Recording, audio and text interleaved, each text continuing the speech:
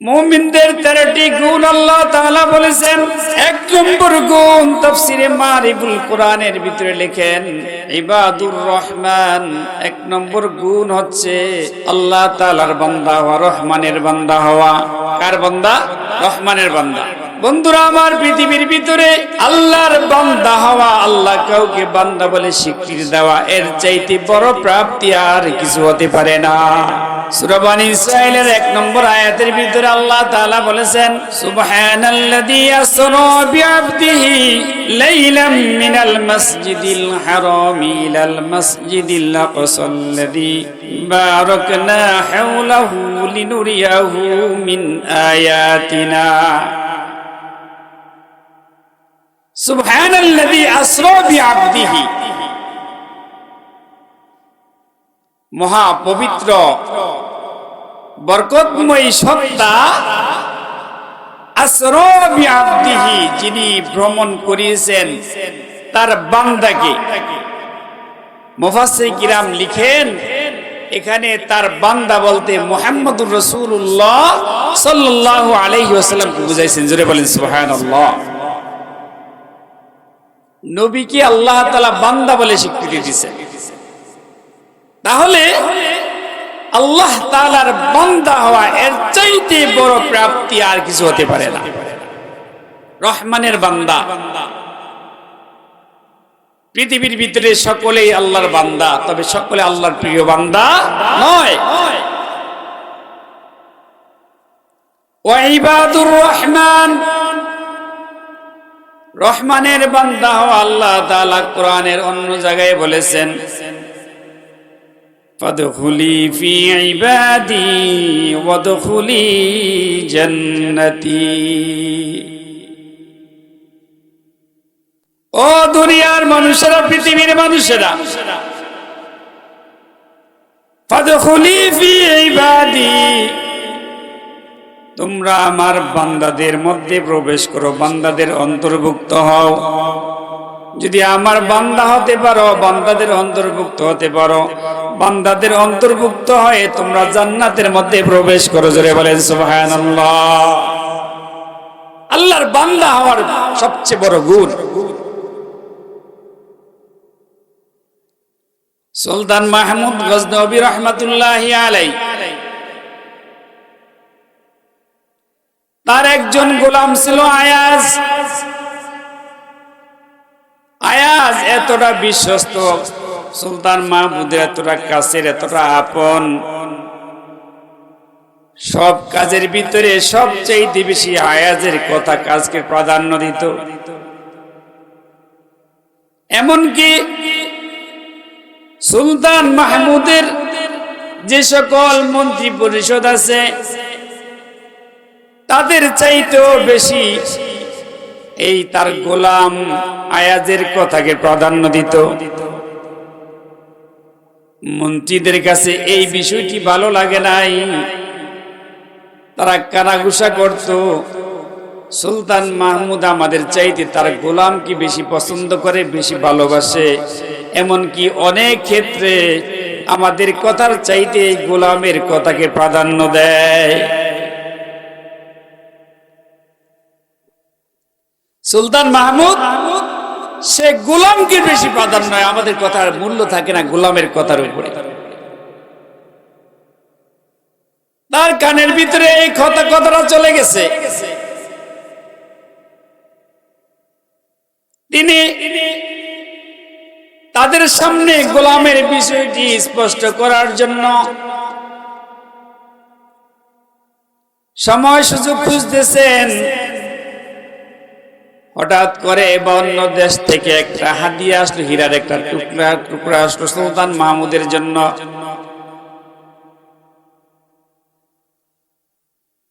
এবার সুলতান মাহমুদ মন্ত্রীদেরকে পরীক্ষা করার জন্য তার মন্ত্রীকে ডাকলেন। ও মন্ত্রী, দেখো তো এই যে হীরার একটা টুকরো, এই জিনিসটা তোমার কাছে কেমন লাগে?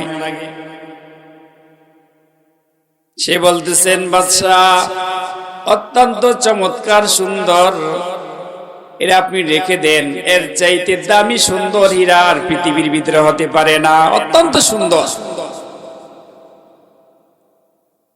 সুলতান মাহমুদ এবার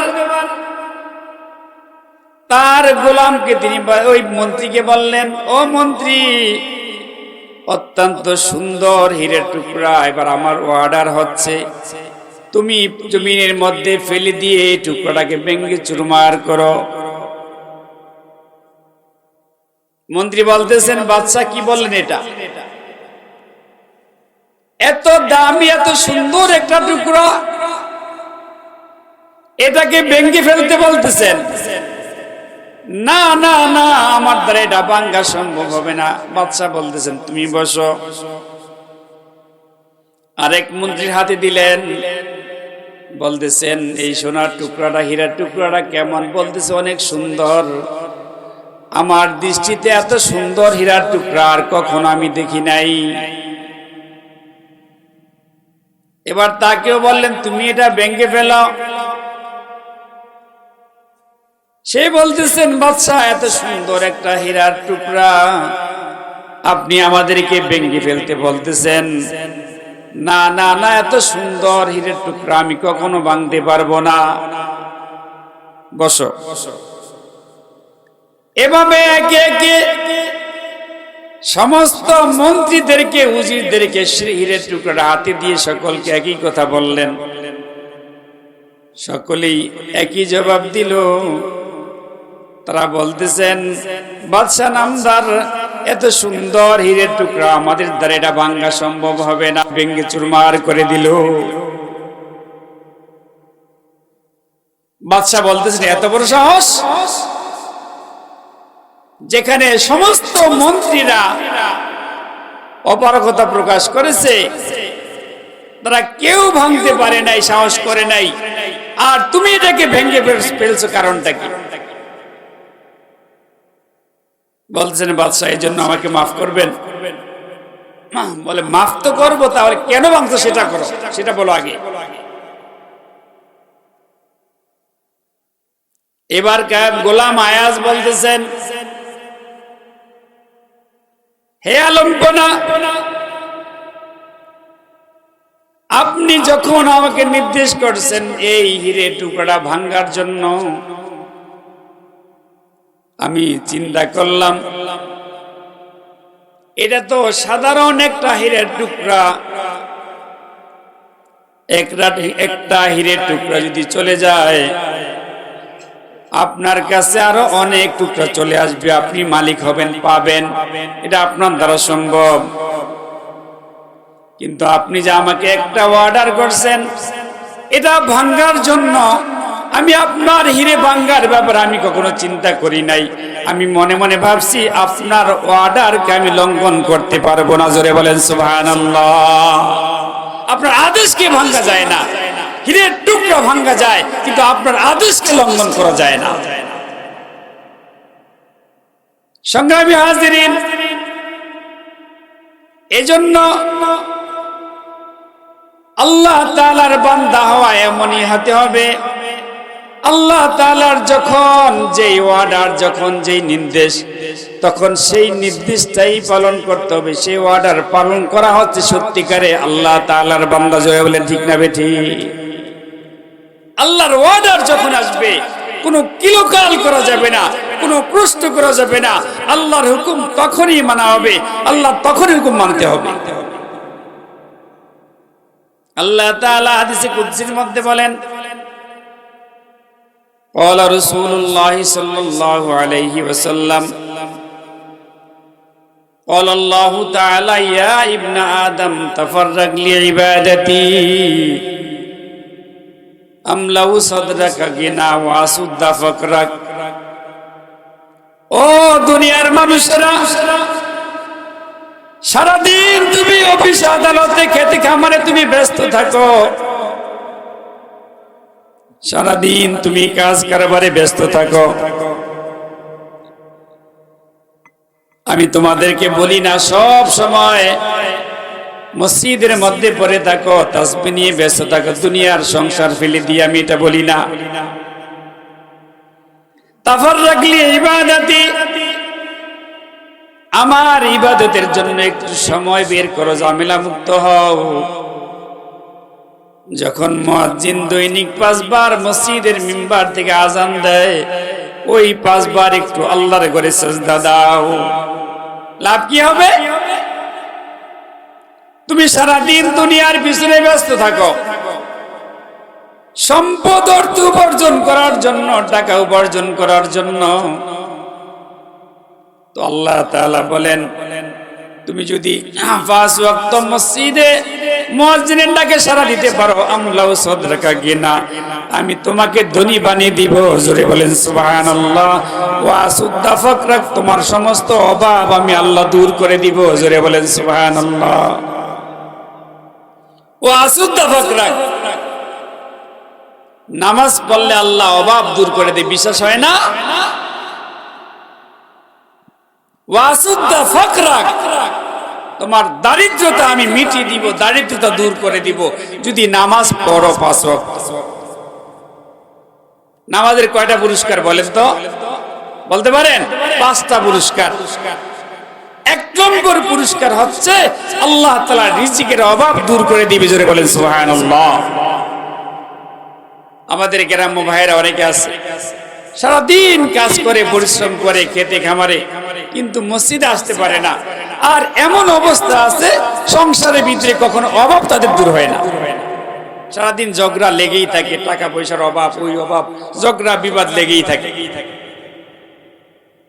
এই জন্য আল্লাহ তাআলা বলতেছেন, যদি আমার ইবাদতের জন্য একটু সময় দিতে পারো, আল্লাহ তাআলা বলতেছেন আসুদ্দা ফাকরাক, তোমার দারিদ্রতা আমি মিটিয়ে দিব, তোমার কোনো অভাব থাকবে না। জোরে বলেন সুবহানাল্লাহ। ওয়াইল্লা তাফআল, আর যদি সেটা না করো, নামাজের জন্য যদি সময় বের করতে না পারো, লাকি মালাতু ইয়াদাকা শুগলা, তোমার কাজ বাড়িয়ে শগুল বাড়িয়ে দিব, একের পর এক পেরেশানি থাকবে, কাজ থাকবে, তোমার অভাব কখনো দূর হবে না। ওয়ালাম আসুদ্দা ফাকরাক, তোমার অভাব কখনোই দূর হবে না। জিন্দেগি ভর তুমি কাজ করবে, গোলামি করবে, কামলা দিবে, খেতে খামারে কাজ করবে, তোমার অভাব জিন্দেগির দূর হবে না। আপনি সমাজের ভিতরে মিলিয়ে দেখেন, যেই লোকগুলি নামাজ পড়ে, যেই ঘরের ভিতরে নামাজে, ওই ঘরের ভিতরে ঝগড়া বিবাদ হয় না, অভাব অনটন থাকে না। আর আপনার চাইতে অনেক বেশি ইনকাম করে, উপার্জন করে, কিন্তু এরপরেও দেখবেন ঘরের ভিতরে ঝগড়া লেগেই আছে, হাহাকার, অভাব অনটন লেগেই আছে। যেটা বলেন ঠিক না বেটি? এই জন্য নামাজের ভিতরে বরকত আছে কিনা? কথা বলেন, আছে কিনা? সংগ্রামী হাজিরিন, আল্লাহ তাআলার প্রিয় বান্দা যদি হতে হয়, তাহলে অবশ্যই অবশ্যই আল্লাহ তাআলার হুকুম পালন করতে হবে। ইলুকাল করা যাবে না, প্রশ্ন করা যাবে না।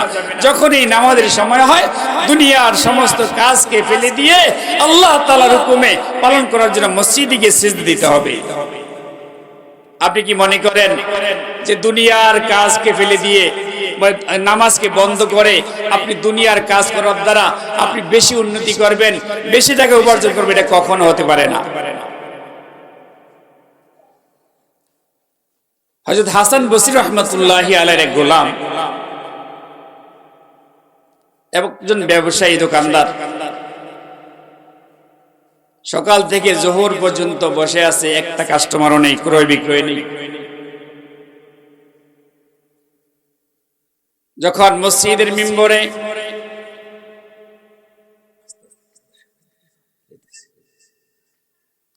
যখন মসজিদে আজান হলো, এই সময় অনেকগুলি কাস্টমার চলে আসলো। তিনি দেখলেন এই সময় যদি এদের কাছে মাল বিক্রি করা হয়, মাল বিক্রি করি, তাহলে নামাজ চলে যাবে, আমাদের সময় চলে যাবে। তিনি তাদের কাছে মাল বিক্রি না করে তিনি বলতেছেন, আমি এখন কোনো মাল বিক্রি করতে পারবো না, ওই যে পাশের দোকান আছে, ইহুদির দোকান, ওখানে যাও। তিনি দোকানটা বন্ধ করে মসজিদের দিকে তিনি চলে গেলেন। ইহুদি বেচারা বেজায় খুশি, যা কাস্টমার লক্ষ্মী, ওরা কবাইল্লা সারাদিন কোনো ক্রয় বিক্রয় নেই, আর আজকে এখন ব্যবসা বাড়লে দিয়ে সে মসজিদে চলে গেছে। সে অনেক খুশি, তার দোকান থেকে অনেক বিক্রি হয়েছে। তিনি নামাজ পড়ে আসছেন। আসার পরে এই যে নামাজ পড়ছে দেখতেছেন অনেকগুলি কাস্টমার সিরিয়াল লেগে আছে। জোরে বলেন সুবহানাল্লাহ। প্রচুর পর্যাপ্ত পরিমাণ বিক্রি করলেন। আসরের নামাজ পড়ার জন্য যখন মসজিদে গেলেন, নামাজ পড়ছে, হাসান বসরি রহমাতুল্লাহি আলাইহি বলতেছেন তার কাজ হয়ে গেছে, তিনি সব আল্লাহ তাআলা তাকে জানিয়ে দিলেন। এবার তিনি বলতেছেন, ও আল্লাহর বান্দা, আজকে মনে হয় তোমার মনটা খুশি লাগে, মনে হয় অনেক ক্রয় বিক্রয় হয়েছে। বলতেছেন আলহামদুলিল্লাহ, জি হুজুর আলহামদুলিল্লাহ। আজকে যেই পরিমাণ আমি বিক্রি করছি এই অল্প সময়ের ভিতরে, আমি পুরো এক মাস ক্রয় বেচা কিনা করলে যেই পরিমাণ লাভ হইতো না, এই অল্প সময় বিক্রি করার দ্বারা এর চাইতে বেশি পরিমাণ লাভ হয়েছে। জোরে বলেন আল্লাহু আকবার। এবার হাসান বসরি রাহমাতুল্লাহি আলাইহি বলতেছেন, ও আল্লাহর বান্দা, ভালো করে শুনে রাখো, তুমি জোহরের সময় যখন আজান হয়ে গেছে আর ওই সময় অনেকগুলি কাস্টমার তোমার আসলো, তুমি বিক্রি না করে মসজিদে আল্লাহর হুকুমকে প্রাধান্য দিছ, ইহুদি বেচারা খুশি হয়ে গেছে। আর নামাজের পরে যখন তুমি দোকান খুলেছ, তখন যেই মানুষগুলি সিরিয়াল ধরছে ওরা দুনিয়ার কোনো মানুষ ছিল না। আল্লাহ রাব্বুল আলামিন তোমার ওই আমলে সন্তুষ্ট হয়ে আল্লাহ তাআলা আসমান থেকে ফেরেশতা দিয়ে তোমার দোকান থেকে ক্রয় করেছে। জোরে বলেন সুবহানাল্লাহ, আর জোরে বলেন সুবহানাল্লাহ। সংগ্রামী হাজিরিন, এই জন্য আপনি নামাজ পড়লে সময় যাবে, এই জন্য আপনি নামাজ পড়বেন না পুরা কফাইল্লা। তোমার কপালটা পড়ছে, তোমার কপালে কখনো সৌভাগ্য হবে না। এই জন্য ইবাদুর রহমান আল্লাযীনা ইয়ামশুনা আলাল আরদি হাওনা, যারা পৃথিবীর মধ্যে মুমিনদের 2 নম্বর গুণ হচ্ছে ইয়ামশুনা আলাল আরদি হাওনা, যারা পৃথিবীর মধ্যে নম্রভাবে চলাফেরা করে। কিভাবে? কথা বলেন, কিভাবে? নম্রভাবে। আজকে দেখেন না, হঠাৎ করে অনেক বাতিল নেতার আবির্ভাব হয়ে যায়। এই দুদিন খবরও ছিল না, হঠাৎ করে নেতা হয়ে গেছে, অনেক বড় নেতা। মানুষকে মানুষ মনে করে না, আলেমকে আলেম মনে করে না, মুরব্বীদেরকে সম্মান করে না, সে অনেক বড় নেতা হয়ে গেছে। আপনাদের এলাকায় তো নেই আলহামদুলিল্লাহ। এই জন্য আল্লাহ তাআলা বলেন ইয়ামশুনা আলাল আরদি হাওনা, যারা পৃথিবীর মধ্যে নম্রভাবে চলাফেরা করে। قال رسول الله صلى الله عليه وسلم মান তাওয়াদা লিল্লাহ রাফাহুল্লাহ। আল্লাহর হাবিব বলেন, যারা পৃথিবীর মধ্যে নম্রভাবে চলাফেরা করে আল্লাহ তাআলা দুনিয়া আখিরাত উভয় জাহানে তাদের সম্মান মর্যাদা বৃদ্ধি করে দেন। জোরে বলেন সুবহানাল্লাহ।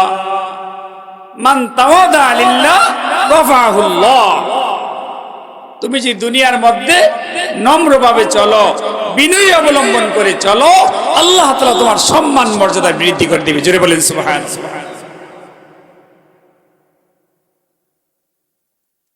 ওয়াইবাদুর রহমানিল্লাযীনা ইয়ামশুনা আলাল আরদি হাওনা,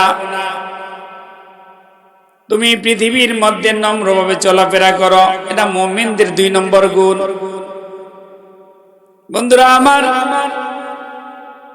ইসলামের প্রথম খলিফা হযরতে আবু বকর সিদ্দিক রাদিয়াল্লাহু তাআলা আনহু, যিনি জান্নাতের সুসংবাদ প্রাপ্ত 1 নম্বর একজন ব্যক্তি, জুড়ে বলেন আল্লাহু আকবার। জান্নাতের সুসংবাদ প্রাপ্ত আশায়ের মুবাশশিরের ভিতরে অন্যতম একজন। একদিন রাত্রে খালি পায়ে গভীর রজনীতে ইট পাথরের বালিতে তিনি খালি পায়ে একা একা হাঁটতেছে। আবু বকরের সাথে তার দেখা, ওমরের সাথে তার দেখা। ওমর দেখতেছেন কে জানি একজন লোক সামনে দিয়ে আস্তে আস্তে খালি পায়ে হাঁটতেছে। তিনি কাছে আসতে দেখলেন আর কেউ নয়, খলিফাতুল মুসলিমিন হযরত আবু বকর সিদ্দিক রাদিয়াল্লাহু তাআলা আনহু। জোরে বলেন সুবহানাল্লাহ। ওমরে ফারুক বলতেছেন, আমিরুল মুমিনিন, যেই সময় সারা পৃথিবীর মানুষগুলি ঘুমের মধ্যে ব্যস্ত, যখন মানুষগুলি ঘুমায় আর আপনি এই গভীর রজনীতে খালি পায়ে আপনি কেন হাঁটতেছেন? কি কারণ? আপনার কি জুতা নেই? আমিরুল মুমিনিন, আমার তো এক জোড়া জুতা আছে, মেহেরবানি করে আমার এই জুতাগুলি আপনি গ্রহণ করুন। আবু বকর সিদ্দিক রাদিয়াল্লাহু তাআলা আনহু তিনি জবাব দেন, ওমর, আমার তো এক জোড়া জুতা আছে, যদি জুতা থাকে তাহলে খালি পায়ে হাঁটতেছেন কেন? আবু বকর বলতেছেন, ওমর,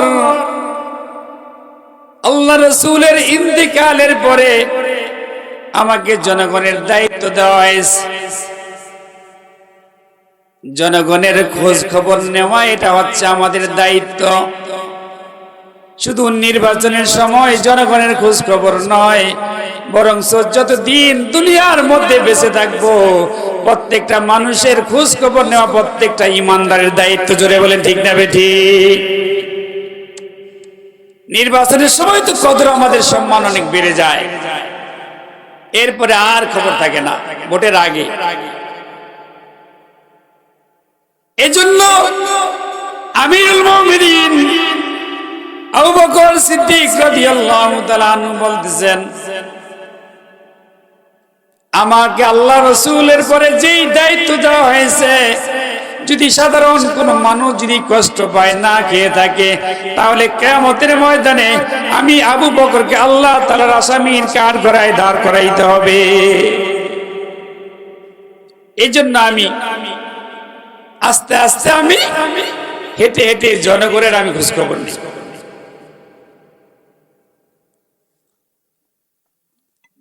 খালি পায়ে হাঁটতেছেন কেন?